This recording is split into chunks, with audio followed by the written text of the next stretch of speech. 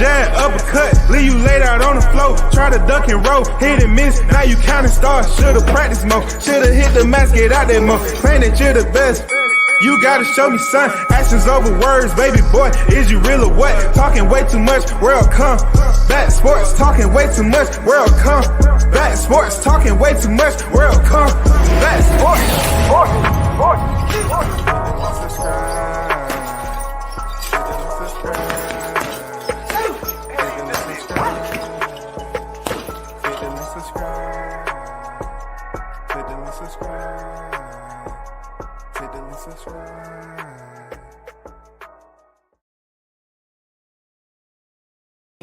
A-side official. No negotiation needed. Period. You already know. The first in the building. Texas on deck. Salute WCS. Andrew Charles in the building. What's good with it? AU on deck. Salute. Shout out WCS Detroit in the building. Bud, nephew. The shit out of boots. Just like he son Spence when he took his belt off. Shout out to the News by Shaw News. Sauce Experience, man. Team Tucker official in the building. Great live, fire live. I just dropped the freaking link in the chat for his live stream that he did earlier.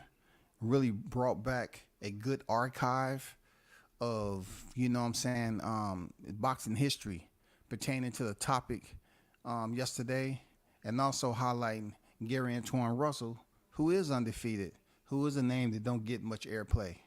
You all need to check that out. You know what I'm saying? And the history that he has with Boots Ennis.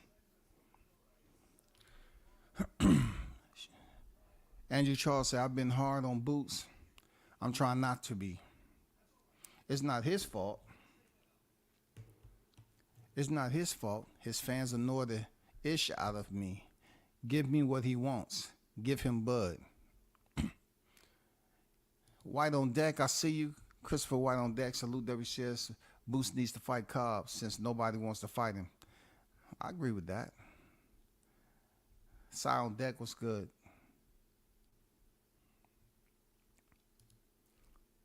So this Hot Grease Chronicles EP 249 2024. The Warning Mania. What does that mean when it comes to Crawford? And shout out to the 402 and I think the 513, if that is indeed the two area codes over there in Omaha. You know what I'm saying? Shout out to them. Shout out to one of the hottest channel in the YTC right now. In the chat, the News by Shaw News, Sauce Experience. Check him out. Check this video. I dropped the link in the chat. When he was basically, archiving some information, as I said earlier, about Gary Antoine Russell of the Russell families. I call them the first family of boxing. They had a history in the amateurs. And he went over there and basically detailed that backstory on Antoine Russell defeating Jaron Ennis. Now, you probably asking yourself, well, what does that have to do with the live you did yesterday? Well, we had Ortiz coming here, and I knew the guy by face after I looked him up, but I really didn't know him by name. I ended up finding, I done seen some video where he was out there talking on YSM Sports Media. Shout out to YSM. So he came on the panel because he was feeling some type of way, and he wanted to represent his team over there in Philly, okay? And he was trying to prove or, provide validation against the grain for what I've been saying out here. My only point is that it's a lot of avenues that he's able to, press the gas on that wasn't afforded to Bud Crawford. That's why I keep on touching on this because it's just all the other stuff is not interesting to me right now. I'm trying to get to the bottom of why the Boots name isn't being highlighted higher than it is. Why aren't there more content creators in the backyard boosting up his freaking FICO score, trying to boost up his credibility, boost up his resume?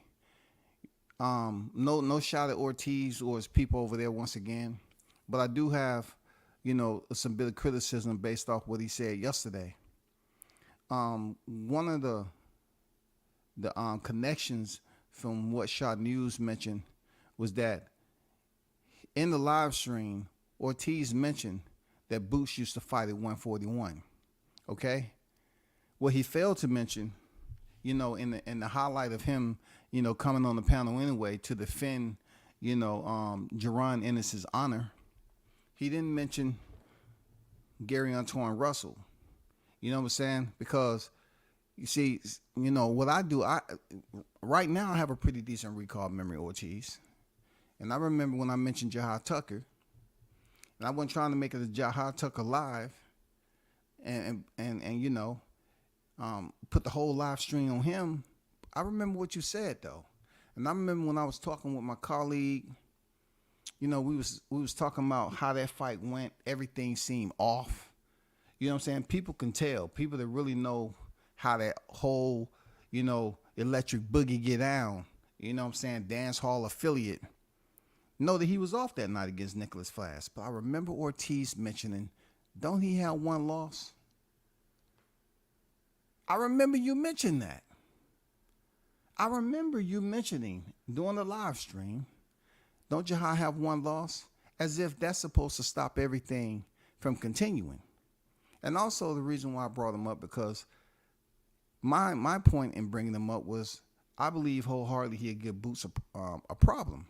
He's already at 154. Yeah, people talk about how big Boots are and everything like that. But if you ask people, do they want to watch a Jahai Tucker highlight or Jaron Ennis? When you go to YouTube, if you want to look at Jahai Tucker highlights or Jaron Ennis's, I mean, you got to say Jahai definitely has the higher numbers and the more exciting highlights. Now, there's something about being in the same grid square that sometimes people don't respect. Like, they'll build up a name of a fighter, right? See, we can attest that the Russells, they some quiet individuals. You know what I'm saying? They hunt for their own food.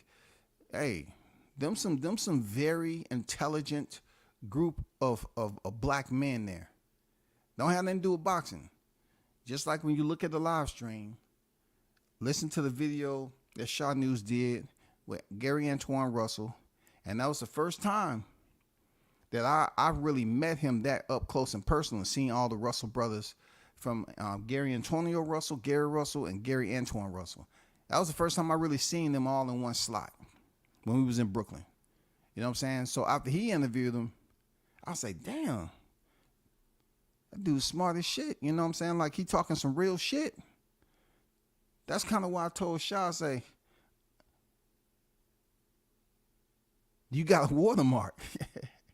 Because I was like, damn, they can cut everything you ask him out and put that video online because it was a damn good video. I was like, damn, Antoine Russell smart as shit. Like, that dude is woke for real. He's very conscious, man.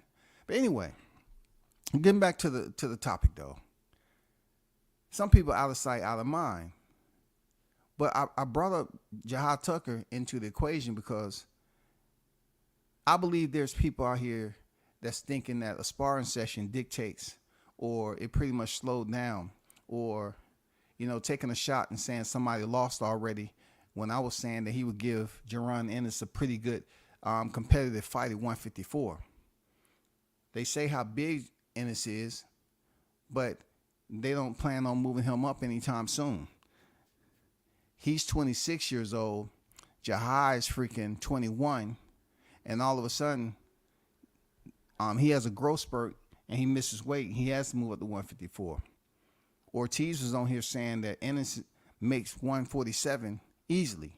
I don't believe it. It's just right now at 26 years old, he really has to kind of, go through extreme measures to cut weight. But cutting weight ain't really the discussion that I want. The discussion that I want to get out there is he should be held to the same criticism as everybody else, including Terrence Crawford. Crawford was criticized from the front to back, left to right, from pillar to post, rope to rope. He was criticized about not having anything, You know what I'm saying? So if you don't have the opponents to match Errol Spence, you know what I'm saying, popularity or Errol Spence's FICO at this time, his Wall Street value in boxing, you know what I'm saying? People weren't trying to hear it because they was high on Errol Spence off his Kell Brook win, Sean Porter, you know, Mikey Garcia distance, you know, his win, Udenis Ugas. But then, you know, all the debates that went on, and you ask yourself, was all them names that I just mentioned, are they considered great fighters? And then they said to Crawford, you know, who on his resume is considered to be great? And you would think Gamboa would be great because it seems like everybody brings up Gamboa's name first. Oh, he was hurt by Gamboa. He was hurt by Gamboa. So now I'm listening to all this shit over a period of time. You know what I'm saying? And I'm looking at, you know, up and coming fighters. And I'm saying to myself, certain fighters are taking risk. I feel that Jihad's, you know, taking a risk going in there fighting a Nico Seknashvili and a freaking Francisco Varone. You know what I'm saying? Because they was two bigger fighters than he was. And when we talk about size, that's what they always say about Jaron Ennis. Big, big, big, right? So me, I put it out there like, it's not like Jihad haven't fought big fighters before. He said, yeah, that's my guy. He's trying to keep the peace. I get it, but I can talk my shit though. I just look at it like y'all still trying to act like he's a little kid. You know what I'm saying? That came up there and got sparring finally. You set that up. Cool, you set that up. But my question, why it took so long? Why it took so long for him to go on the Boxing Voice and say it was discrepancies? What was the purpose in all that? Why couldn't he get sparring already? And then y'all feel like, okay, y'all haven't heard all the boxers that say they got over on Tank. But what's Tank's record? What does his record say? 0 defeats. But it's a lot of people say, oh, they got off on Tank. They got off on Tank. What does his record say, though? If his record doesn't say 2 or 3 losses based off the dudes that got the best of him in sparring, then it doesn't matter. That's just a sparring story. That's all that is. It's just a sparring story. He mentioned a fighter that Jaron Ennis, this is another caveat to Shaw News is freaking live. He mentioned a fighter, you know what I'm saying, 15 years old, I believe he said, that Jaron Ennis supposedly fucked up this fighter, right? I already knew who it was. You know what I'm saying? I already knew who it was. But also, it's some stories out there about Jihad when he was a teenager also. Because you have to know what age he chose to transition over into the professional ranks. So, yeah, we definitely put respect on Jihad Tucker's name over there. It's no sunning going on because when it comes down to it, in my opinion, he got the better resume than you, Boots. When it comes down to where you at right now, when you're talking about the amount of fights Jihad has and the amount of fights you have, he's been on the freaking big screen. He's been on the bright lights, and he has highlights out there that people are looking at all the time that's registering numbers in the millions. You know what I'm saying? Shout out to Jihad, man. Continue to do your thing. But for Jaron Ennis, though, Ortiz was here representing you. He mentioned what you did to somebody when you was 15 years old. But you didn't bring up what Gary Antoine Russell did to Jaron Ennis. I get it. I get it. You thought I was going to let it slide when you said, don't Jihad have a loss already. I'm glad you mentioned that. I'm glad you mentioned that because I'm waiting on Ennis to fight somebody that's equal or greater than him. That's what I'm waiting on. If people are comparing a lower tier fighter to be equal or greater than Jaron Ennis, and he's supposed to be the guy, he's supposed to be the young bull, as y'all call him, the fight shouldn't be competitive the way they are. He should go in there and do like Crawford. Crawford go in there and get him out the way. Wipe him. You know what I'm saying? Just do what he has to do. Get the business. Let me let y'all listen to something right quick. All right?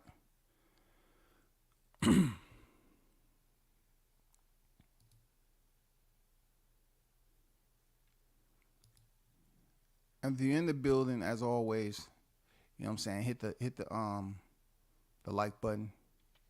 All right? Hit the like button. I would appreciate it.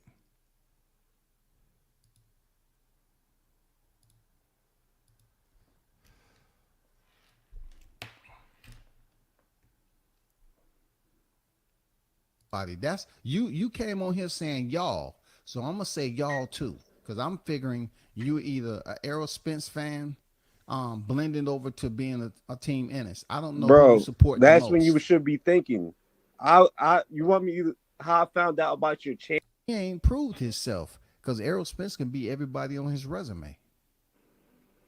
Like I told people back then, do I agree that Crawford got 3-weight champions?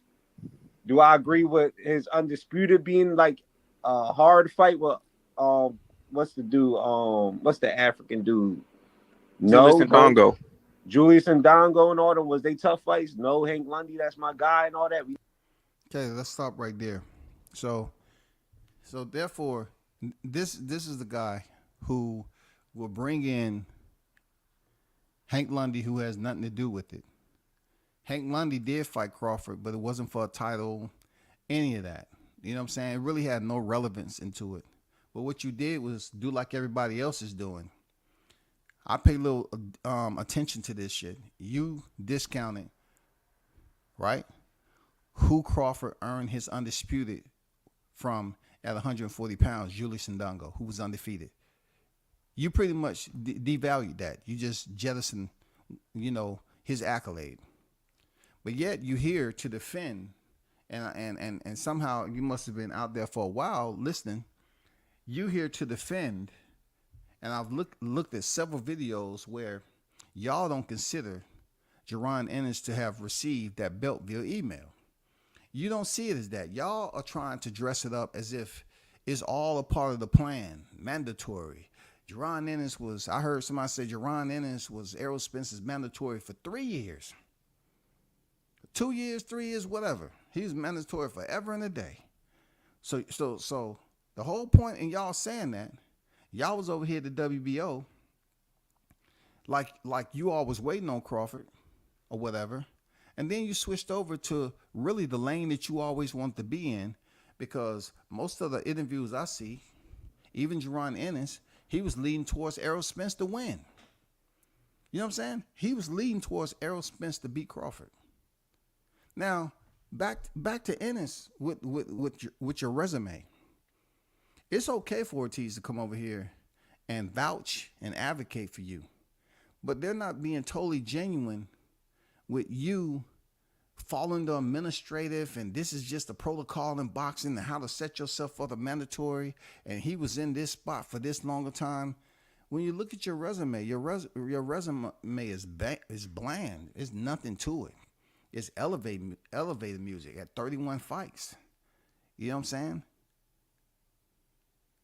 How can you get somebody stripped of a belt, and then tell them to come back and take it? I mean, this is not freaking a little board game we dealing with. We're talking about Ortiz is on here trying to say that you're a big money fight. I didn't want to bust out laughing, but I'm not saying you're not entertaining, but you're not entertaining to the point where you have registered numbers that you can vouch for that say that you're a big money fight.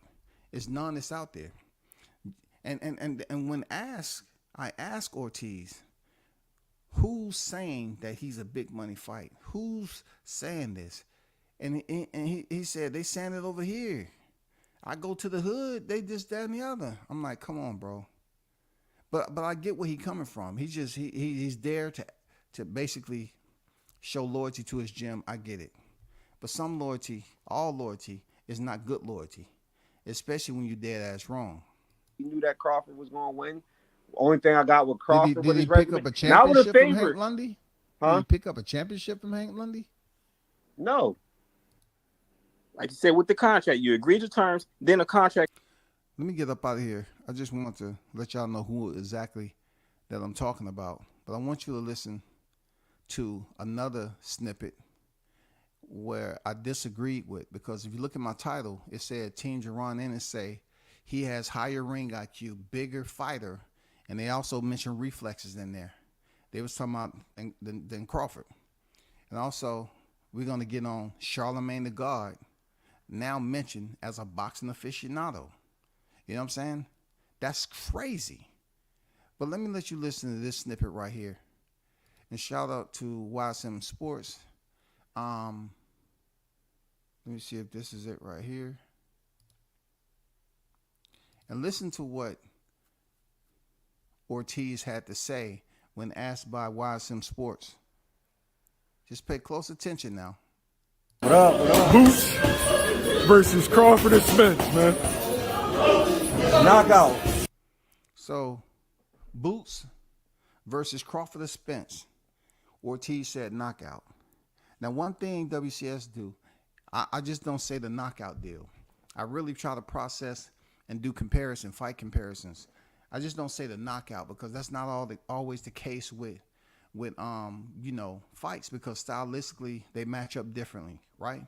They might have knocked out a certain opponent back then, but yet the ones that come up is basically known to be durable. You know what I'm saying? Attrition may play a role because that person is proven. They're tough, right? He said knockout.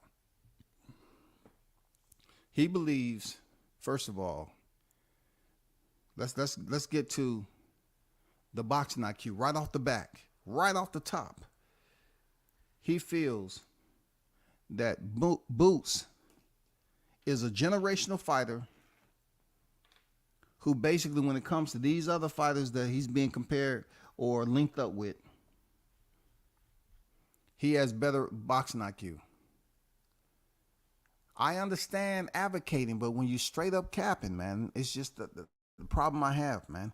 You have to understand. You click the link to come over here, and things that you were saying just didn't make sense to me. Some of it, just to say, that Boots is a big money fight, and he does everything Crawford does better. But yet, when I ask about his resume, why he doesn't have the fights on there, the performances to prove that, to make this argument easier to debate. And it's always, don't nobody want to fight him. Don't nobody want to fight him. It could have been a better way. And then, Ortiz, you get on here and say, if Errol Spence would have won, he would have been stripped of the belt too. That is to validate the email champion, Jaron Ennis, to get the belt the way he did. You know what I'm saying? Like, when is this stopped? When does this shit stop, man? Because in Omaha, they wasn't provided all this concierge service that's going on, this freaking therapeutic freaking counseling sessions that we going like, no, we're gonna have our inside voice. Let's just speak our inside voice. Okay, we're gonna work on our inside voice, and we're gonna channel our inner thoughts. Okay, all right. We're gonna be peaceful through this freaking process, and we're gonna try our best to convince the people that Ennis doesn't require the same criticism Crawford did. I'm saying why? Why not, bro? Why not? Why does Ennis somehow seem to get an even bigger pass when it comes to him facing Crawford? Because now he has one belt and Crawford has the other three. We already know when you switch roles, he had to go through every freaking fight that they believed that was an obstacle. You know what I'm saying? Every one of them. Nothing mattered, man. Nothing mattered. He had to, we need you to fight common opponents. And he fought two common opponents and he watched them both. It still wasn't good enough. But I'm saying, what's the common opponent? Stanthionis isn't a common opponent of Crawford. Like, how do you foresee yourself stepping in the ring and demonstrating that your boxing IQ is higher than Crawford? Ortiz also mentioned reflexes. He believes Ennis's reflexes is better.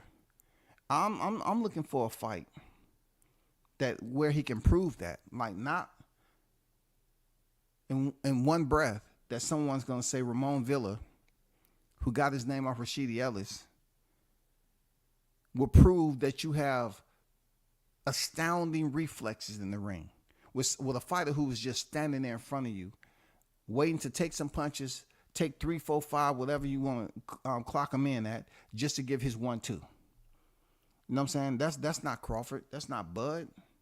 That's not Terrence. That's not any three of them niggas, man. You know what I'm saying? None of the three, bro. So you got boxing IQ, reflexes. You know what I'm saying? And then the crazy part about it, you say the bigger fighter. Jeff Horn was bigger than Crawford. Wasn't he? Jeff Horn was big ass Aussie. Crawford shut his ass down. Seriously.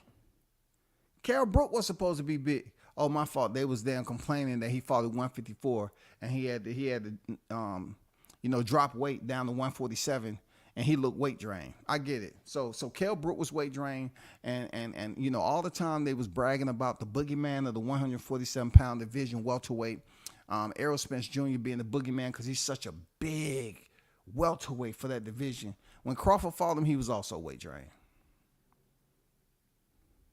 So now I'm looking at Boots potentially staying in the 147-pound division too long. You know what I'm saying? He's a big dude, but when you say bigger fighter, who's been bigger than Boots? That we done seen him, have to show his skill set, you know what I'm saying? Show that he has levels. I just don't see levels though. You know what I'm saying? It's people that's out there that's saying they haven't seen all of Crawford's skill set, and I agree with it. But it's not too many out there that's saying that, well, and when it comes to Ennis, he has multiple layers to his skill set. Like he has plan A, B, C, and D. We verify that. We affirm that. I haven't been able to see that. When it was time for him to adapt and make changes, he did so. You know what I'm saying? He hasn't been in there with the top tier competition to the point where he had to step up and improvise, adapt, and overcome and show people that no matter what style his opponent was giving him, he can adapt to it and still get him up out of there. They talk about Aegis Kavalaxis, but they don't think about how Crawford got him up out of there. They talk about Jose Benavidez, but they don't talk about how he got him up out of there in the 12th round. You know what I'm saying? I mean, they talk about everybody in a sense that Amir Khan wasn't a great boxer, but Crawford made him quit. You know what I'm saying? He didn't get knocked out. It was a TKO. Why? Because Crawford was dogging him. But people say, oh, man, Prescott already did. Canelo already did. Danny Garcia. You know what I'm saying? That's all they want to talk about. But Amir Khan was in there with some big names. Where do we draw the line and start to form a list of opponents that Jaron Ennis has faced that we can brag about? And if we can't find that at this time, why are y'all pushing it so easy that just because he has an IBF belt like Crawford had the WBO belt, for him to step in there and get it done? It's senseless to me, man. Seriously.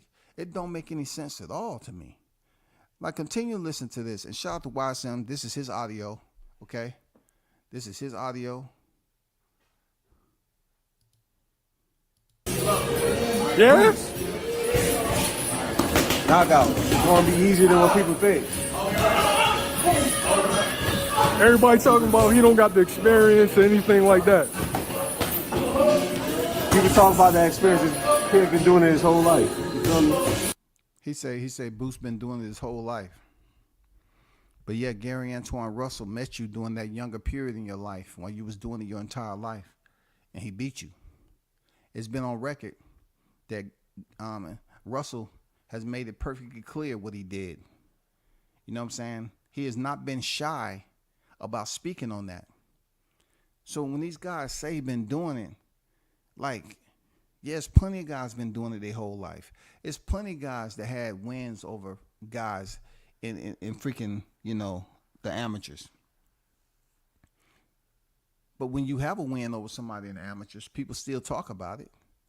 You know what I'm saying? And then also when you come into the professional ranks and you're not in the same weight division, it makes it way more comfortable to speak on it.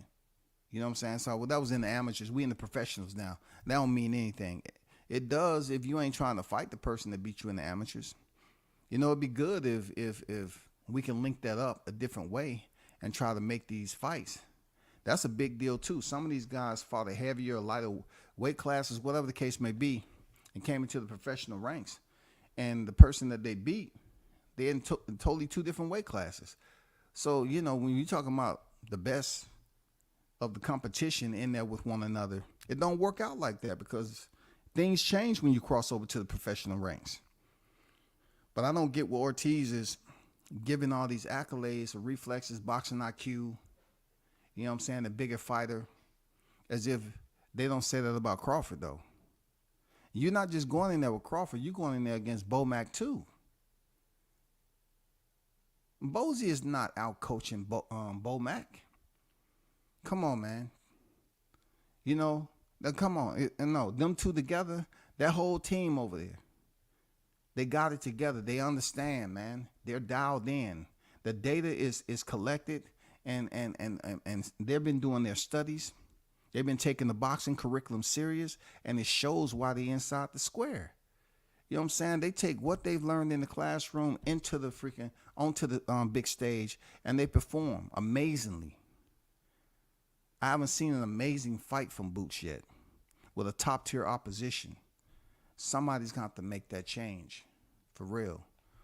I can't ask Mike, but somebody's got to make that change. Seriously. Somebody's got to make that change, man. Like, he was born in the game, so they can talk that bullshit they want. But, you know, on the outside looking in, they be like, bright lights. Don't worry about that shit. You already know out there, just like, comfortable at everything you do. I'm going to stop doing this a little bit too loud to even get some quality, you know what I'm saying, some quality freaking audio from that. So I'm gonna let that ride. You know. Hold on for a second. Let me get that up out of there. Let me get to the chat right quick.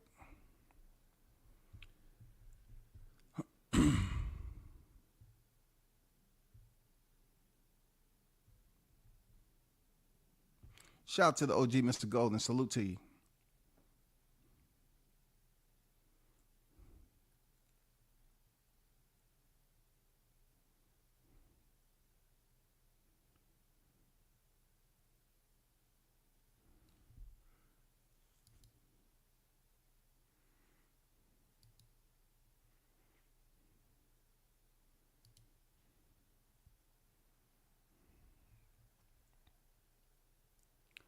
IBF would have never took the belt from Errol if he had won. If they was going to do that, they would have did it a long time ago. I definitely agree with that because pretty much they wanted him to keep all the leverage. And just for people to say he would have been stripped, come on, just look at how long he had what he had, man. Come on, man. Look how long he had the belts, the IBF. You know, and where was the mandatories at, bro? Where were they? You know what I'm saying? Spence would have had them belts, no problem. They wouldn't have stripped him. They wouldn't have stripped him. The bad part about it, you know, Ennis would have been waiting in line if Errol Spence would have won. He would have been waiting in line. They wouldn't have came off them belts like that. You know? I wouldn't say Bud let anything happen. I wouldn't say he let anything happen. You know what I'm saying? He didn't have no other choice except he didn't even have any type of options. You know, they sent him a letter, he responded, his team responded, and they followed through with the result. Bud never saw a scorecard during Undisputed Welterweight campaign. A pretty underrated fact of the matter. Facts there, Andrew. Facts. You know what I'm saying? Facts in the chat, bro. Real talk. Bud never saw a scorecard during the Undisputed Welterweight campaign. A pretty underrated fact of the matter. Absolutely. Great point. You know what I'm saying? Lipinets and Delorme are Boots' best win aside from last night. So if you're saying Delorme, who was coming off 2 losses, is his best win, I need to hurry up and I need to hurry up and go to the next comment. I need to go to the next comment. Delorme was coming off 2 wins. I mean 2 losses rather. I mean come on, bro. He was coming off 2 straight losses. Shout out to MD on deck, man. Salute to you. Dude said it's going to be easier than people think. Man, set that fight up. Hey, they doing the same shit Team Spence did. They have no idea what they talking about in there.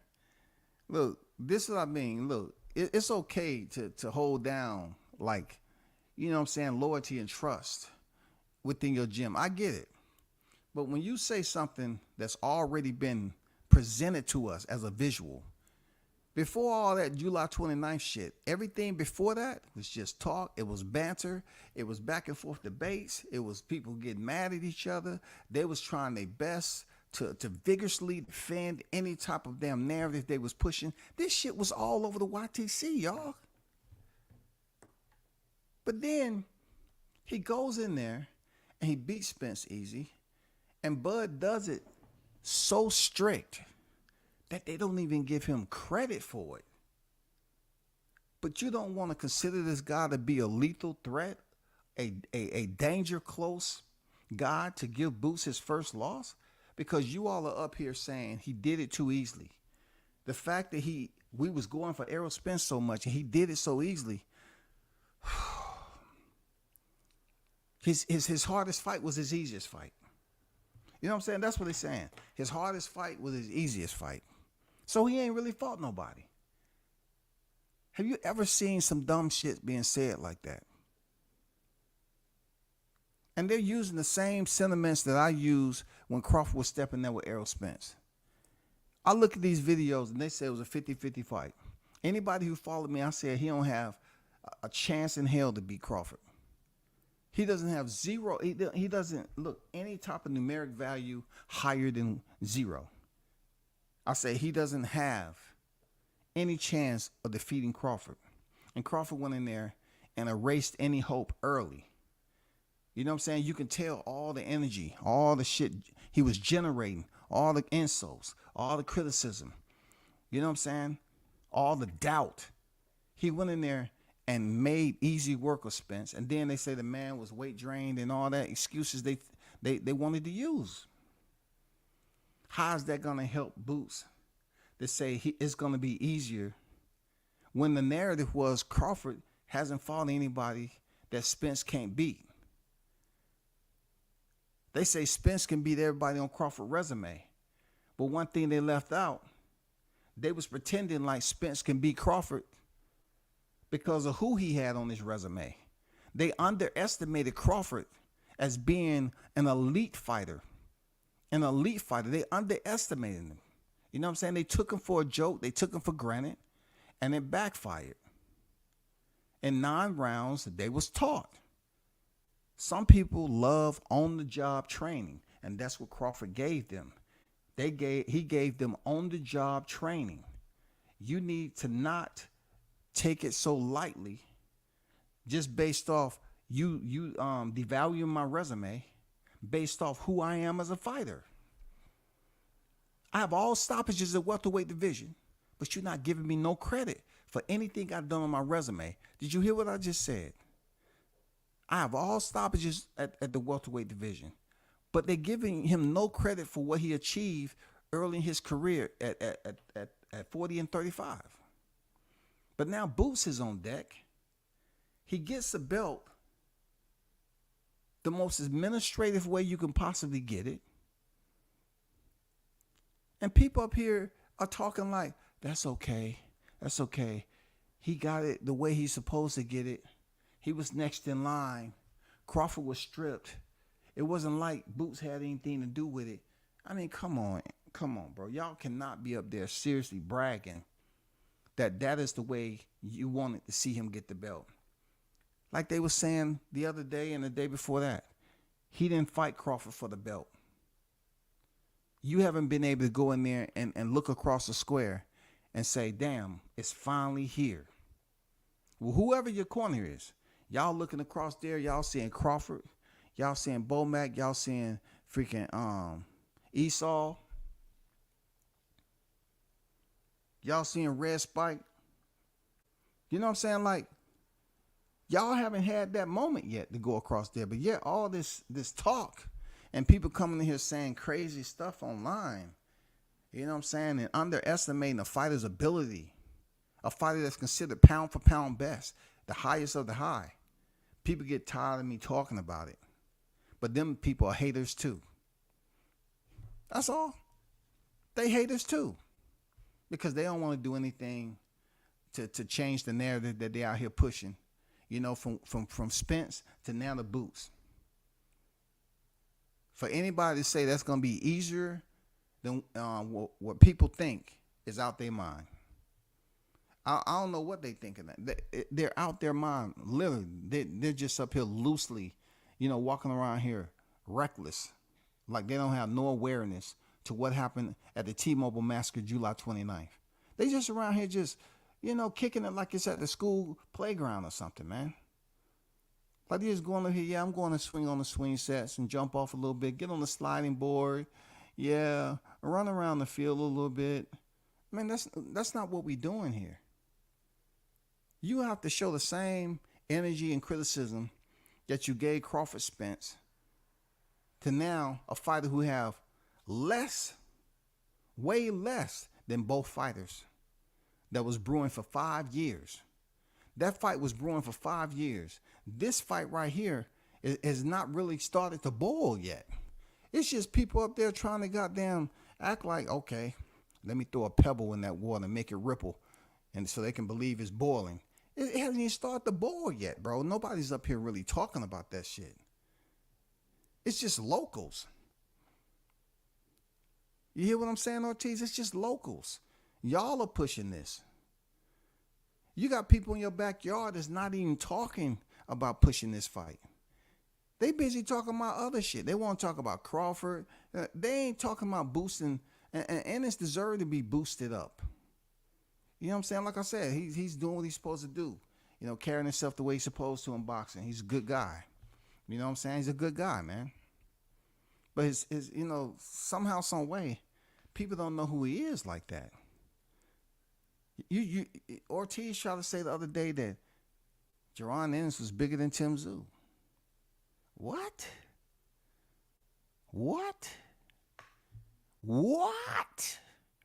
Get my little John on. Andrew Charles L. Okay, that's why they be hating on Bud, because he makes all his fights look easy and stops all of them. See, that's why they're not trying to give him full value for what he did to a pound for pound fighter that people believe that would have put up more of a fight on that ill-fated day last year in 2023. That's all.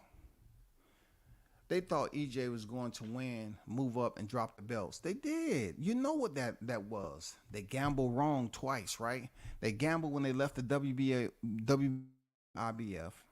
right? They gambled when they was picking Spence to beat Crawford. And then, before that, it was already out there that they was hoping, with that gamble to Spence win, that he'll come off the belts and then be elevated. If that's not the easiest way, oh my God.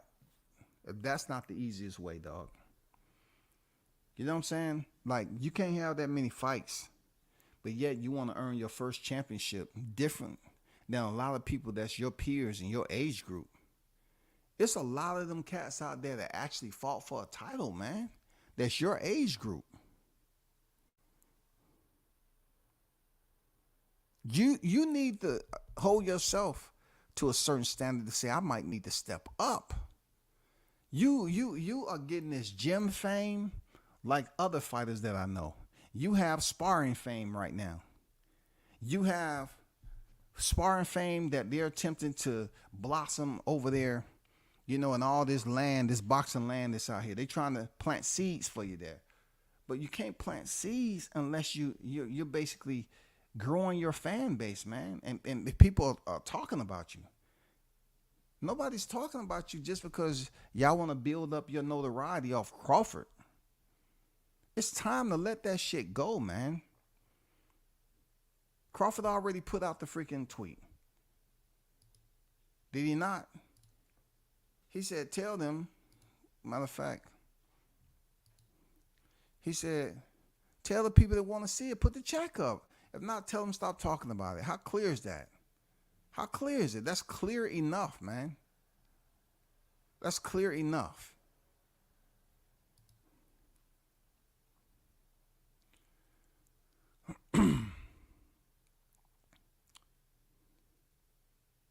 The way the people shitted on Boots after the win against Karen, I can tell you, he ain't built for it.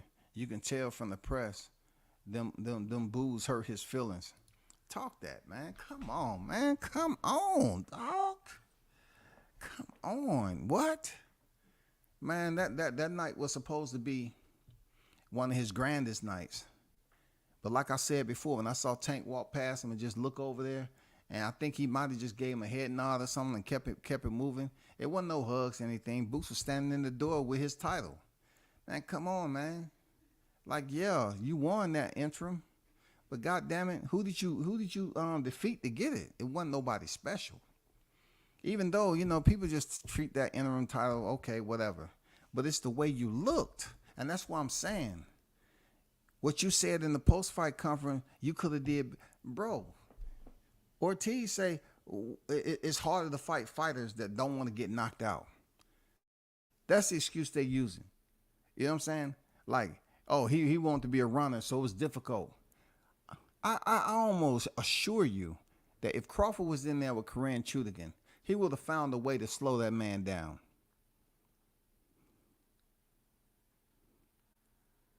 Y'all can't convince me over there that every fight Crawford had at welterweight division, they had the same style. So it was easy for them with the same style for Crawford to go in there and beat them all and stop them. They all had the same style now. You can't convince me of that. No way.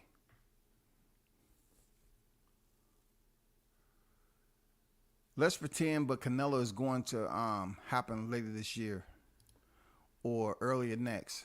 Boots would be a solid interim fight between then. Bud ain't fighting for peanuts at the stage, though, and he shouldn't. Well, they think he should, you know, because, you know, somebody early in the chat talking about Bud won't get no more than $3 million if he fight Boots. That's untrue. Even guarantee money, you know what I'm saying? How would somebody want to get paid, you know what I'm saying, 20 plus million, and then say, I'm going to fight Boots for goddamn 3 million, 2.5 to 3 million. I mean, make it make sense, man. Make it make sense. Why would somebody get motivated to go in there and fight a fighter that he's not going to get credit for? Like, he's beating top level fighters already, but he's not going to get credit for beating Boots. He's not. And then he's going to get the title that was wrongfully stripped from him in under 90 days. He's going to get that back. And he's going to become the first 3-time undisputed in the 4-belt era. And he have to wait and see what the people are going to say to begin with. Oh man, well that was Boots, man. That was Ennis. Ennis wasn't quite ready for Crawford, but hey, give it a try. You win some, no, we don't want to hear that win some, lose some shit. Took 5 freaking years to build up Crawford Spence. But yet they trying to hurry up and expedite this damn Ennis fight when his resume does not approve his passport to be stamped. What is going on with this, man? Do you know who you walking in there with? I know y'all feel some type of way that he'll be 37 this year, and you think he's a freaking easy one. I know they think you're easy when people over there talking they lost thousands upon thousands betting on Spence versus. It was people out there that really thought that the arrow was going to run through this dude and stop him. After the way he looked against Ugas. Ugas gave you the snapshot you was looking for. Hey, Shaw News, I think they didn't adjust their ISO. I think they didn't adjust their ISO, and the aperture was all wrong. Because if they would have looked at the snapshot of the areas that he looked suspect in the Ugas fight, it would have showed you that Crawford was going to destroy him. It would have told you everything you want, man. MD said 31 fights and a no big money behind him to at least draw in some of these vets at 147. Well, we can say that the shit he had with Chris Van Heerden, you know, we'll give him the headbutt. You know what I'm saying? We'll give him the headbutt. We'll give him the benefit of the doubt that it was a headbutt that happened and all that. I mean, I can't really put too much emphasis on the headbutt. And that wasn't even a draw. That was freaking a no contest. But, and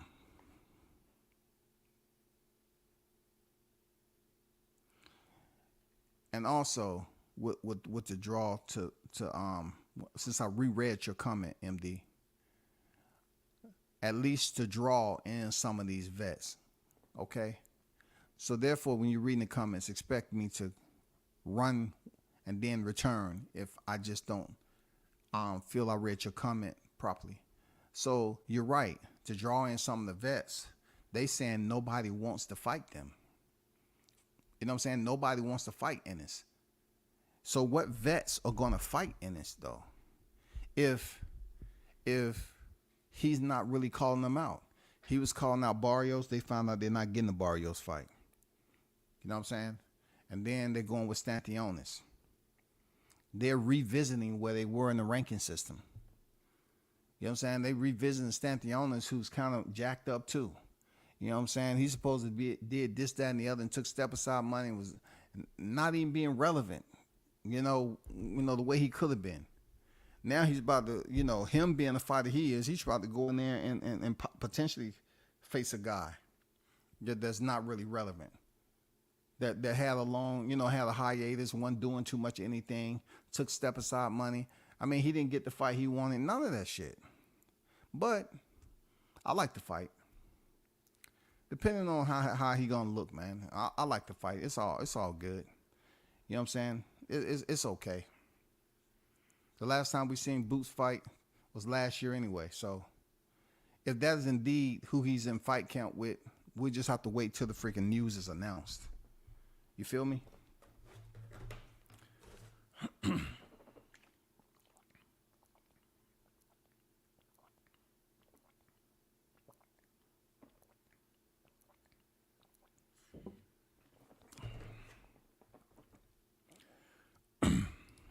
The more they talk, the worse it'll be for his fans. You see the hell Spence fans are catching. It'll be even worse for Boots because he ain't got the cushion of fans to land like Arrow. Hold on for a second, y'all.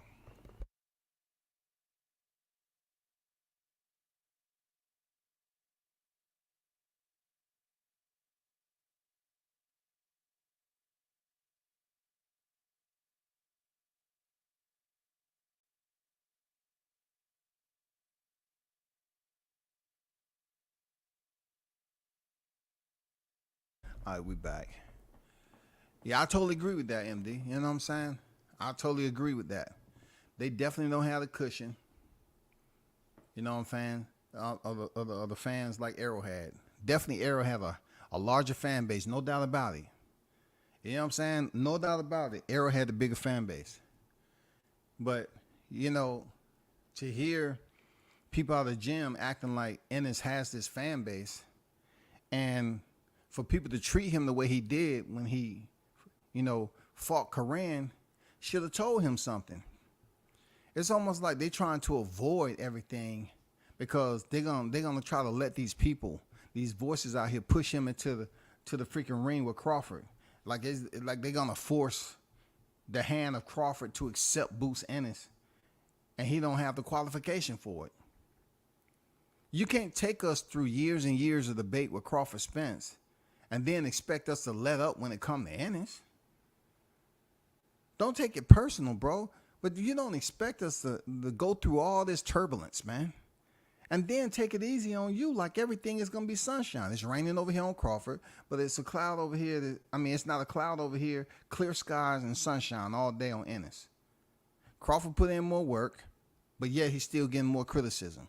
You put in minimal work, and you have these damn lost Pharaoh freaking Spence fans over here trying to put batteries in your back and boost you up by going out here telling people shit that ain't true. He did what he's supposed to. Errol would have been stripped anyway if he would have won the titles. So either way you look at it, you break the wishbone in half, he still would have got his wish. Okay? He wanted to be champion, he's champion. But that's what I'm saying. I appreciate what Greg said. Greg Hackett said, it's not the way we wanted it, but we got it. He's holding. It's a credential. That's what he said. Don't come over here I'm just saying I can respect what he said. But don't just come over here talking about, the reason he got the way he did, because that's the way it's supposed to have worked out. You know what I'm saying? Crawford won, so what? You know what I'm saying? Boots was supposed to fight Errol for 6 years. He was mandatory. For 6 years, Boots was mandatory. And then when he said he was looking for Crawford since 2018 on $1 million worth of game, that was the funniest shit. He was looking for him. As a prospect, he called him out. Dude, come on, man. You got to take your word seriously. Man, come on. You got to take the word seriously, big dog. You said in 2018, he was calling Crawford out knowing he wasn't going to get the fight. So you telling me it's okay just to put wolf tickets out there? Hey, I want to fight Crawford. I know I ain't going to get the fight, but I want to fight Crawford. And then you got people years later saying, hey, you heard what he said on $1 million worth of game, right? He ain't lying. He did call it out. That's why Crawford said, man, come on, quit. He's sleepy. You weren't calling me out. Wasn't nobody looking for you back then. Man, you can't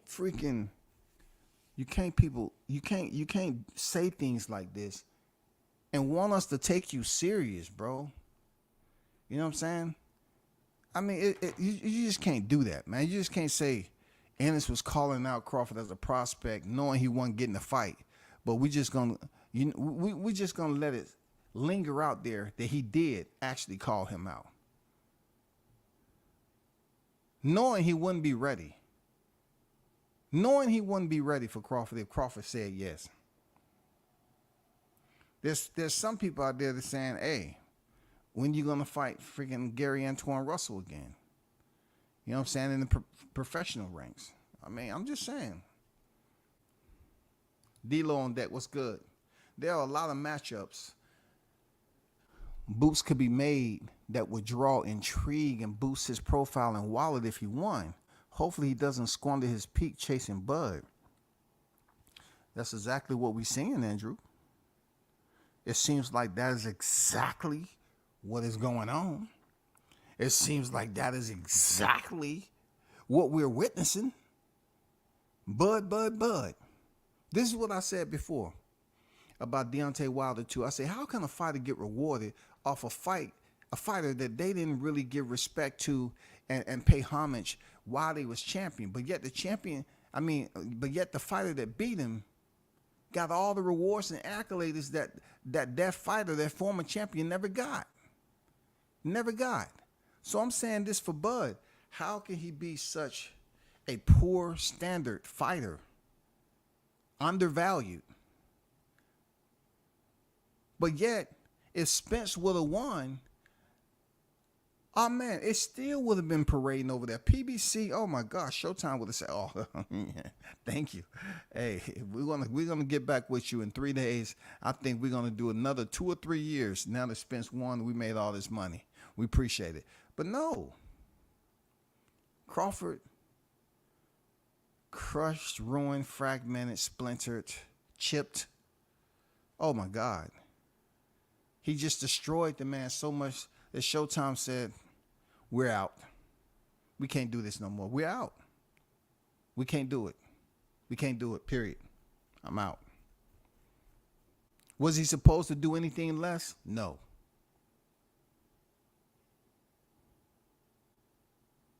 But we talked about this fight forever and a day, bro.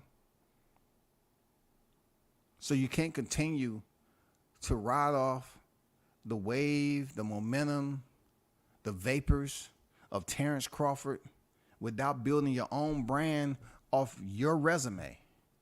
Y'all busy up here thinking Crawford's going to carry you to the promised land. Y'all are still basically the first thing y'all say about Crawford, he ain't fought nobody. Like T.O., they was handicapped.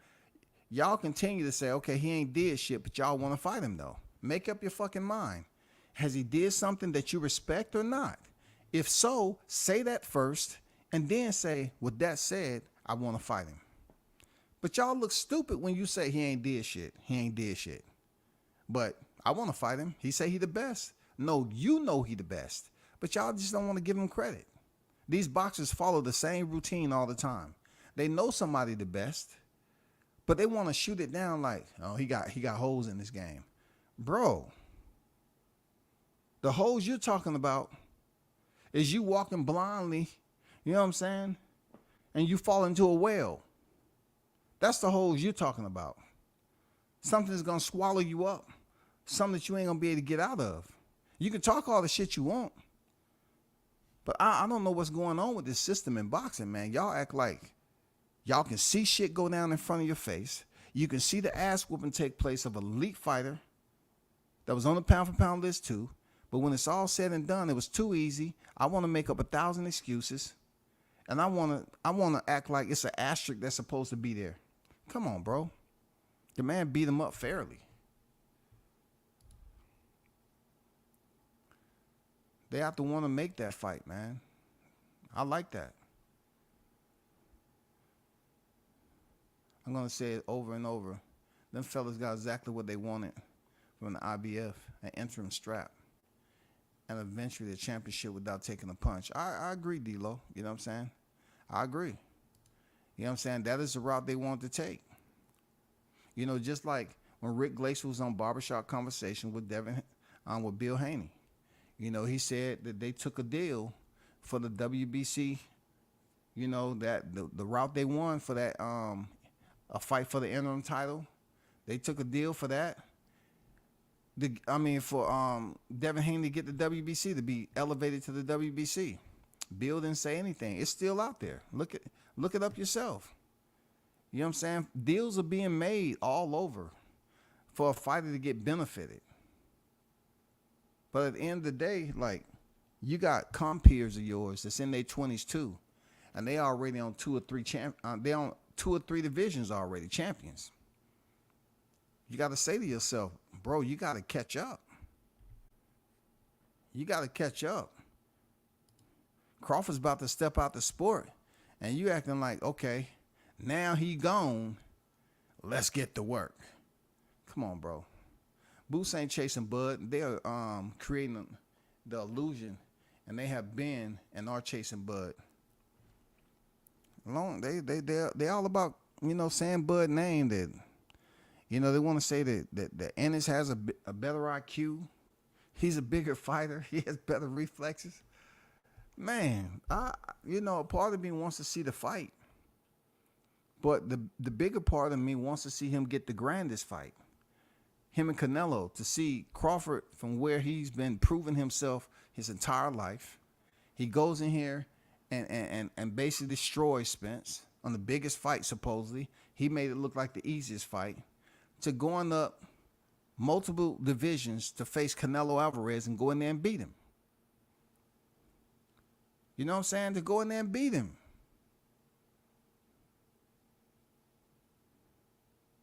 You're going to have the same Spence fans betting on Canelo because they hate Crawford.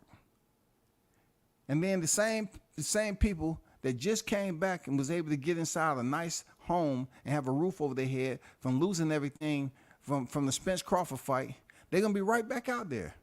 Hey, Bill. Hey, Tom. Charles, how you doing? Man, I thought you had got yourself eating everything. I did. But I bet it on a Canelo fight, man. Crawford went in there and did it again, man. I'm done. It's over. I lost everything again. I can't recover. I mean, come on, bro. Come on, man. He can do it, man. You know what I'm saying? People be tripping when you say Well, you talking about something that's impossible. I mean, how many times have you been defeated already? And you're talking about it's impossible for Crawford to move up? Crawford and Jermell Charlo is not the same. Y'all have to understand that shit. They're not the same. Don't you ever say that. They're not the same, bro. Can anybody answer why you decided to skip the Bud Spence fight? I don't know. I know, you put that in there yesterday. But for me, I really don't care he skipped the fight. This is the reason I don't care about these post-fight call-outs. Because, you had Devin Haney jump in the ring, and, he wanted to fight Ryan Garcia. But Ryan Garcia said, yeah, you my homie, but I want to fight Gervonta. You had Errol Spence stumble in the ring, and, after freaking Sean Porter won the WBC and said, I want to fight you next, and just took away his glory from the post-fight. And then Sean said, I'll fight you next, but he didn't fight him next. I think he fought Sebastian Formella or whatever. Well, I'm just saying, that don't do anything for me. You had Blair the Flair pull up on freaking Ennis. Nothing became of that. There's been plenty of fighters that basically want to call out. It hasn't been that much lately, though. Like, it's hard. I mean, you saw Devin Haney roll up on Vasily Lomachenko. You know what I'm saying? Because they was due to fight. And what he do? He wanted to talk about how big somebody looked. So it really is. It hasn't really been the way it used to be. More like clout chasing Bud Stanthionis will be a big step up for Boots. Potentially great fight. I mean, Ortiz say that may potentially be his next opponent. Who knows, man? With boxing, you have so many freaking they'll put distractors out there all the time. You feel me? You throw you way off target. It's puppetizing at the end of the day. Andrew said just elevating a fighter or emailing them a belt is a trend now. There should be a match up for a belt. If you strip number 1 or they vacate 2 and 3 should have to fight. I agree, man, but the system is flawed. You know what I'm saying? The system is flawed. Would have been a grateful opportunity to sell the fight. It would have been a great opportunity, but come on, man. It depended on what sense does it make. You know what I'm saying? Listen, people can talk all that shit about Bud, what they'll do. But Bud does have this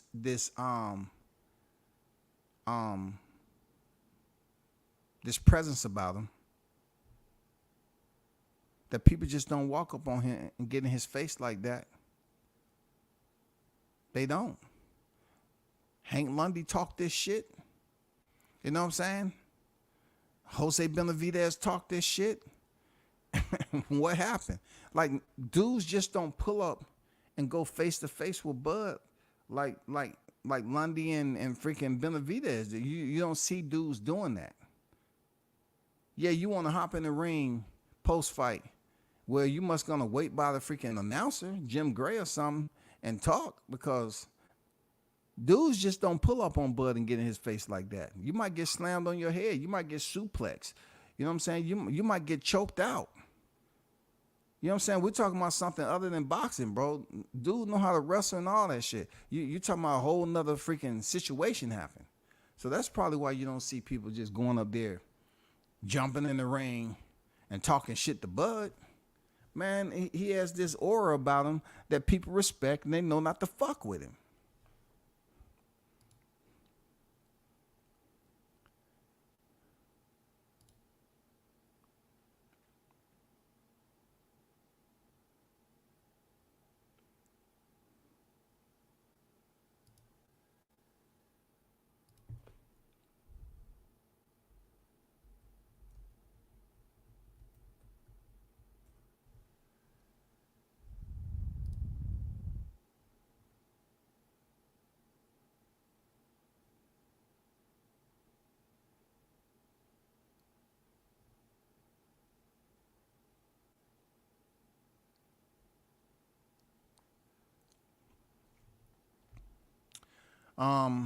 D-Lo say Porter fought Ugas after that.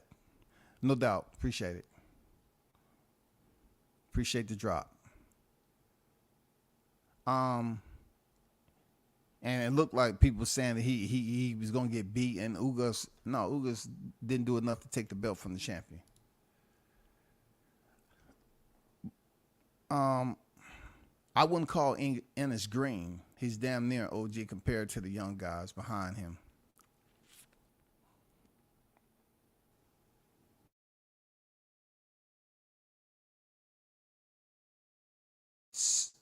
Definition of what criteria is need to say, to validate what you say he's an OG compared to the young guys behind him. Is he an OG to Shakur Stevenson?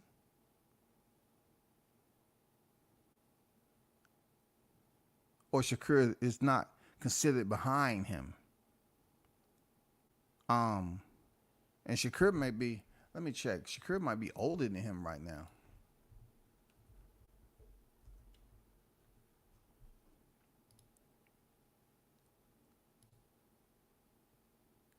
Shakur is 26 years old too.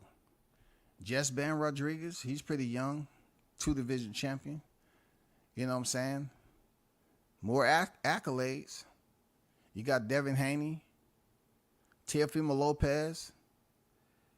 What young guys are we talking about? The ones that don't have titles, or the ones that's younger than him with titles? I'm just saying, who be considered an OG? Like David Benavidez even.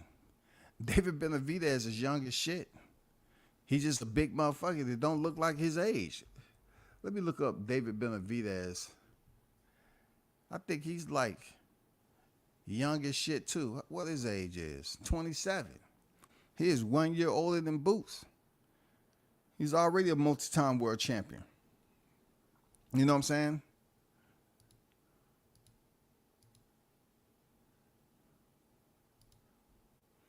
He should have been there. On top of that, he quite as the recent interviews, all of him really think around the way dudes coming to the gym, gonna get them to fight.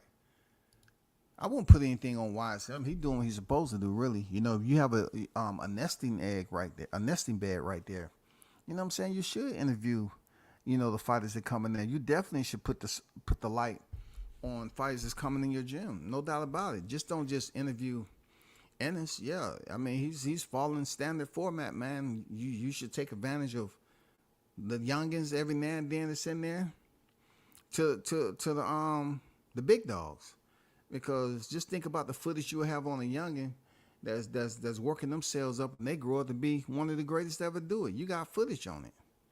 That's why I say a lot of these cats don't know how to do media. They don't want to be patient enough to do media the right way and put the camera on the guys that haven't quite made a big name for themselves yet. They just want to go in there and get pictures with the big, the more notable fighter, and forget everybody else. No, you got to get the ones who's coming up in the AMs too. It's in the gym.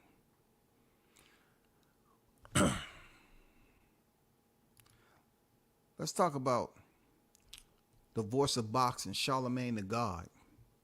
And I tried my best not to say that wipes away, 90% of the credibility. But Ortiz put out there that because Charlemagne the God said he want to see the fight. Let me explain something to you, brother. A lot of these freaking radio hosts and these guys that's out there talking about, they have the platforms for which, and shout out to the Breakfast Club. He mentioned Charlemagne the God, Stephen A. Respect to both of them, man. Two smart brothers, right? But they have topics. They have producer notes. And if there's a trending topic, it's all about them trying to expand their versatility when it comes to topics of discussion. So if they're getting a little bit semi-familiar with boxing, and they know that certain people are talking about this, that, and the other, they're going to talk about it. Just because he's mentioning things that everybody else is mentioning doesn't mean he understands what's the bigger fight. Now you have people acting like it's an illusion to know what bigger fight mean. If you talk about a bigger fight, Okay? Let's dial it back a bit. Let's talk about the bigger fight. Okay, the bigger fight, it doesn't mean exactly, that it deals with the two best fighters. That don't mean what it is. It don't mean the amount of money. No, that don't clarify the biggest fight. They try to break down what the biggest fight is. The biggest fight may just be two of the best competitors, not the two top competitors, but two of the best competitors that can step in the ring together, because there's no other fights going on with the bigger names. Come on, man. No, we're talking about big fights. Period. We're talking about Crawford Spence, man. That's what we're talking about. But if you get people trying to talk about they want to see Crawford boots, they're going with whoever is feeding them this information. They're not doing extremely amount of research. They've had boxers on their panels. They did. They had plenty of boxers, especially leading up to the T-Mobile massacre. You know what I'm saying? They had Terrence Crawford and Errol Spence on there, I believe. I know they had Canelo on there leading up to his fight with Jermell Charlo. They had Jermell on there. You know what I'm saying? When he was up there capping and telling lies and shit. I'm tired of doing stupid shit. I'm done with that. No, you still him. But Charlemagne just get points from somebody. They might read up on it and get a little bit more familiar, but they really don't know how to divulge themselves deeper and do their research and put their criteria together. They don't know how to do that shit. I'm being serious. So for Ortiz to say Charlemagne the God even talking about it, it's a big man. Get what? What? Come on, man. Now Charlemagne the God is the voice. Now we supposed to look to the idolatry of boxing and say, it is such an honor and a pleasure, the Most High, Charlemagne the God. I need to come speak to you and ask, can you please direct me in the way I should go to the big fight next? They told me to come and bow down. I'm on one knee, your royalty, the Most High, the Supreme Being, my Savior. Please just direct me for which I shall go. Who should I push as the big fight? I'm happy you have summoned the Most High. From what I've read this far, it's Terrence Crawford and Errol. No, he's already did that. Excuse me. Let me see. Let me check my notes. We're talking about Jaron Ennis now. Yeah, Jaron Ennis. Hey, Angels, you need to get on your job. I'm about to cast you to hell, okay? You got me the wrong notes down here. Don't scratch it out no more. I want clean notes, okay? You're going to give me producer notes, Megan. But back to you. Yes. We're going to push Terrence Crawford and Jaron Ennis next. I'm just saying, bro. They saying that Charlemagne the God is the voice that they're going to say, this validates that Ennis is somebody. Yes, he is somebody. But is he the big name that needs to step in there for Crawford to basically both ways that people believe that this is not going to be a lopsided affair? Crawford has a stamp on him right now. He's making fighters who are somebody who's supposed to be the toughest in the sport, he's making them look as small as they could possibly be. And making them look bad. What the betting odds gonna do for Ennis stepping there with Crawford? You actually think Ennis is gonna go in there against Crawford as a favorite? Seriously, do you believe that one of them may put Ennis in there as a favorite over Crawford after what they witnessed in Vegas? Do you believe? That's all I'm saying. Do you believe, man?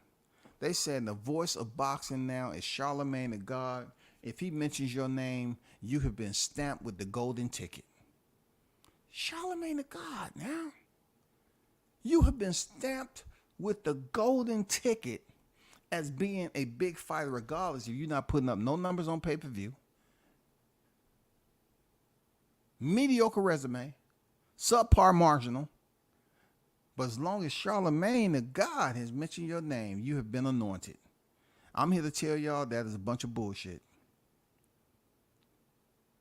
If any one of these hardcore boxing aficionados, these diehard, they go out there and speak to Charlemagne the God about boxing and shit, they will run circles around him. But all the thing he knows is about producer notes and familiarity. When they know they having a guest, they do a little research and enough to carry on the conversation. That's it. They know Bud Crawford's a boxer. They know Jamel and Canelo and everybody else they had up there as a boxer. They know that shit. But what do you know about the sport for which they competed in? What do you know about the ins and outs?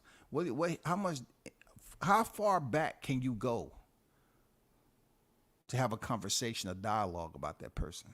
That's all I'm saying. That's all I'm saying, man.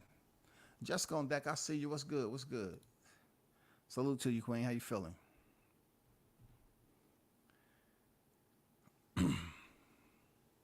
They never gave a damn about boxing. The only person that cracked the code is Mayweather. I'm feeling pretty good that freaking Crawford can crack that Canelo code again, man. Shout out to Carlos on deck, man. I see you in the building. AB Tank, Haney, Shakur, Devin Haney, Bud, Canelo, Mel, all been on the Breakfast Club. I'm missing a few. Yeah, they may have been on the Breakfast Club for an interview.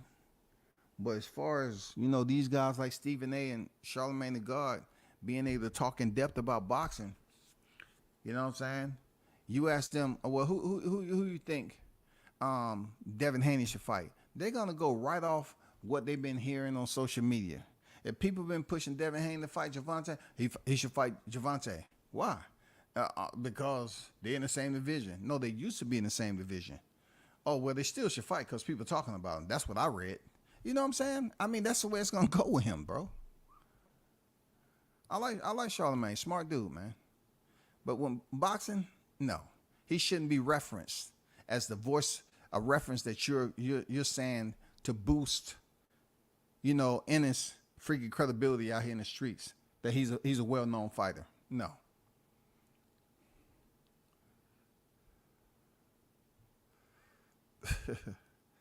I try to do what I do, man. My pushback with when was the last time a boxer was on there? Yeah, I mean, yeah, you can say that. But they was just on there, you know, last year. You know, they're not going to have boxers on a regular basis unless, you know, they're doing a promo tour. And, you know, at that time, the promo tours was large for freaking Crawford Spence. They was making they freaking rounds, man. Real talk. They was making their rounds to go out there and get that damn airtime. It was good. I liked it, man. I liked it. We saw some that was did what they supposed to, and then we saw people be biased. You know, when Crawford went on $1 million worth of game, they was asking him all the hard questions, trying to ask him all them, calling up Danny Garcia and freaking Ennis. And then when Spence was on there, they was joking around, having a good time, man. The only thing, you just didn't see the drinks being passed around like drink champs. I forgot Triple G was even on the Breakfast Club. Yeah, man. Shout out to the OG, Triple G. Triple G. These guys on the platform because they're entertaining in their fields of media, but their knowledge of boxing and MMA is surface level. Yes, sir. I agree, Carlos. I couldn't have said it better. I agree. You know what I'm saying? They have producer notes. They have people that collect information. They read over it, familiarize themselves. So when their guests come on deck, they're able to carry on the dialogue. I mean, if you're into freaking media like that, radio, I mean, you got to be able to just carry a dialogue about what you know that's out there trending. And the boxer's not going to really treat the radio personality like they treat regular media on Fight Week. They're going to be much more active. They're going to show motivation to be engaged with the topic. Seriously. Because it's a much larger platform. It's reaching a whole lot of other homes and viewers. That's why they want to, you know, make themselves look good. That's why Charlo was on there capping. Talking about, I'm tired of doing stupid shit. No, you're not. You're just taking a break. That's all. You're on timeout. That's it. You on timeout. You're just taking a pause. That's all. But I've kept him up here long enough. You know what I'm saying? Y'all make sure y'all check out, Shaw News freaking his live they did earlier. And he actually showed the fight with Gary Antoine Russell and Jaron Ennis. Check that out, man. You know what I'm saying? Check him out. He one of the hottest in the game right now. Check him out. You know what I'm saying? Make sure I put the link in there earlier. I'm going to put it back over there. I'm going to put it back in the chat. So you can go check out that video, that live stream he did today. Also, I must remind you that Terrence put this out, that Terrence Crawford versus Canelo Alvarez is the biggest fight in boxing. A lot of people are talking about this. You know what I'm saying? A lot of people are pretty much repeating it, putting it on, they're out here putting it on flyers and everything, what he tweeted. You know what I'm saying? He's saying Terrence Crawford versus Canelo Alvarez is the biggest fight in boxing right now. Like it or not, it's just facts. And I concur to that. You know what I'm saying? I concur. So I'll zip it up with this, right? I know there's still people out here that are trying to compare, the Crawford and Spence fans. There's no comparison. You know what I'm saying? Because those who support Bud, support him, they'll talk about, talk about him with high interest. You know what I'm saying? Give him his pluses. Give him, his validation based off what he's earned, right? And then we also know that on the Spence side of the house, they have all but abandoned him, relocated, and they still have the same attitude. They're always mad about everything when they speak. If you love a fighter so much, why y'all always mad? You know what I'm saying? This is the you, Greg of AMM Sports Media. Don't have a problem with the brother, but he said he hates Bud Crawford fans. When you're getting on here as a grown-ass man and you're saying you hate an entity that you can't even validate they even exist, when you cannot even consolidate at least 50 names that are true Crawford fans, but yet you're saying you hate that entity, you need to really check yourself. You need to really have a refresher. You need to fall back, reset, and say, am I making sense when you say you hate the Bud fans, but you want to give credit to Bud? Bud is the reflection. You know what I'm saying? He is why his fans are so supportive of him, because based off what he does. Now you mad that his fans go hard for him as a fighter, but you mad at the Bud fans when you should be mad at the Spence fans for not really indulging themselves the way they should, not really committing and dedicating their time to build him up. They was busy talking about Bud, so of course you like the Bud, you hate the Bud fans, because we was more focused on what he was doing. We was more focused on the fight he had coming up. When it came to Spence, y'all was focused on Bud, but you said you hate the Bud fans. How can you hate something that you don't even know how to start the list? Who are they? You know what I'm saying? Who are the Bud fans? Who? I heard Ortiz on the video said that's why I call them Bud clowns. That's just, see, y'all be upset at the wrong thing, bro. How are Bud Crawford fans clowns? How can somebody hate them when you don't know who they are? Who are they? Who are they? You just can't say, oh, well, WCS, you're one of them, so I'm going to point the finger at you, okay? We're going to take care of this right quick in a hurry. No time wasted. We're going to start right here with you, okay? Okay? We're going to nip this in the bud today. I'm saying, who are the Bud fans, though? Who? Just like when I say aerosexuals. I don't know who they are, but I'm placing a canopy over the ones who support him, and they out here acting like a complete fool. That's where I'm at with it. I don't know who they are. I can tell you some that's on the YTC and some that I know in person, but besides that, that's it. To get on here and say you hate an entity that's not even real. It's not even a mass. You feel me? You're not even talking about something that deals with reality. Something that's considered real. The Crawford fans is just a term that they use. You don't know where they at. You can't really know who they are. You just go out here and read and hear stuff on social media about certain people. All the Crawford fans are not here on the YTC. You know what I'm saying? They everywhere. So you try to say that you are hating people that you don't even know. You're hating Crawford fans that you don't even know. You're just going off based off people who has, content creators on here, and they may have said something that you don't agree with. So you took it personally and say, this is where I'm at. I don't like it. You know what I'm saying? I'm gonna say all for one. I'm gonna encompass everybody. You can't do that, bro. You can't do that. I just thought I'd put that out there. I heard you say, you hate the Crawford fans. You don't hate Bud, but you hate his fans. Come on now. Bud did more show interviews for that one Spence fight than he did in his whole career. Yeah, I agree. Boxers need to take notes. That interview with the white guy was golden, talking about his mom. Yeah. He made his rounds, man. At the Leisure freaking podcast too. Yeah, man. Samar Warren, what's good with it, brother? Peace and blessings, beloved. Salute WCS. Certified stamp the like button and support the grind. Appreciate you, man. Appreciate you. Crawford versus Canelo would be the biggest fight in boxing. It's not even close. It's not. You know what I'm saying? Just say, keep the Bud buddies out of it. You know what I'm saying? They said the goddamn Bud clowns. You call them the Bud clowns. I'm like, dang, how can you be so mad? When I talk about the aerosexuals, I'm not mad at them.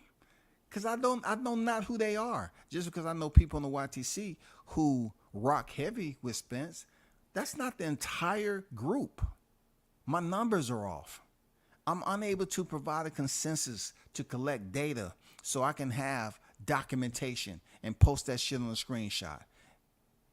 People, those of you that's in attendance and in the comfort of your own homes, I have finally collected all the names of those fans who supported Errol Spence prior to July 29th. It took me and my team, oh my God, countless hours, but yet we have all the numbers. And believe me, it's going to blow your mind. It's going to blow your mind. We found out for the total of what we collected, this is like basically combing the entire globe. We found out Errol Spence numbers. He used to have around 430 fans. Now that has since dropped to around 18, 19 fans left. Yeah. And I think those are locally to where he's residing now in DeSoto. But we want to thank everyone who spent the time and effort and put in those countless hours to collect this data. We are so appreciative. So appreciative. Ortiz said some of those most off the wall stuff I ever heard. No logic to most of his points. I know, man. I don't know the man like that. I'm not here to dog him out, but he was saying some things that needed extreme amount of clarity to him. And then he basically said, people in the hood know who Boots is. Come on, man. He said, I go in the hood. I go in the hood, they say Boots is a big name. Come on already, man. Stop the madness, bro. Stop the madness. But shout out to Team Crawford, man. You know what I'm saying? Always Hot Grease Chronicles with, when his name is in the picture. I hope you get the big fight. Real talk. Shout out to the hottest chat in the MF and game. 8-side official. No negotiation needed. And remember, Ennis, it's still there. We trying to find out how to boost up that FICO. 31 victories, and that FICO score is looking extremely low. I think since I last posted it, I said you had a 603. You know what I'm saying? I think it's done dropped down to a 584. That's where you're sitting at now. But y'all hold it down. Till next time, peace. I'm out.